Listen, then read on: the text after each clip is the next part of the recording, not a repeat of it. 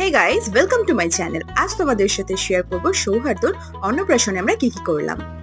অফিসের পর চন্দনদা আর সোহিনীদির আমন্ত্রণে আমরা পৌঁছে গিয়েছিলাম। গিয়ে দেখলাম সৌহার্দ্য তখনও পৌঁছায়নি, কিন্তু পকোড়ার জন্য একটা লম্বা লাইন। আমি আমার কলিগদের পেছনে লাইনে দাঁড়িয়ে পড়লাম। আর সেদিন স্টার্টারে ছিল ক্রিসপি বেবিকর্ন আর ভেজ কোপ্তা। 2 প্লেট পকোড়া খেয়ে তার পাশেই দেখছি কাকু বেশ করে লঙ্কা দিয়ে তেঁতুল জল দিয়ে ফুচকা মারছে। গরম কফি খেয়ে জিভ পোড়ানোর দিকে আমি একেবারেই যাইনি, তাই সবাই মিলে লাইন দিয়ে ফুচকা খেয়ে নিলাম। আরে দাঁড়াও, শুধুই কি খেলে হবে, একটু ছবিও তো তুলতে হবে নাকি। এরপরে ঘড়ির দিকে তাকাতে মনে হলো বাড়ি যেতে দেরি হয়ে যাবে, তাই গরম ভাতে ঘি আর নুন দিয়ে শুরু করে দিলাম খাওয়া দাওয়া। তারপরেই চলে এলো ভেজ ডাল আর ঝুরঝুরে আলু ভাজা। তারপরেই ছিল আলু পটলের তরকারি, আমি সেটা স্কিপ করেছি কারণ মেরা মকসদ কুছ অর থা। তারপরেই চলে এলো আমার পাতে একটা ইয়াব বড় ভেটকি মাছ। আর তারপরেই ছিল আমার সেই লক্ষ্য, বাসন্তী পোলাও আর চিকেন কষা। তারপরেই ছিল পাঁপড়, চাটনি আর অবশ্যই রসগোল্লা।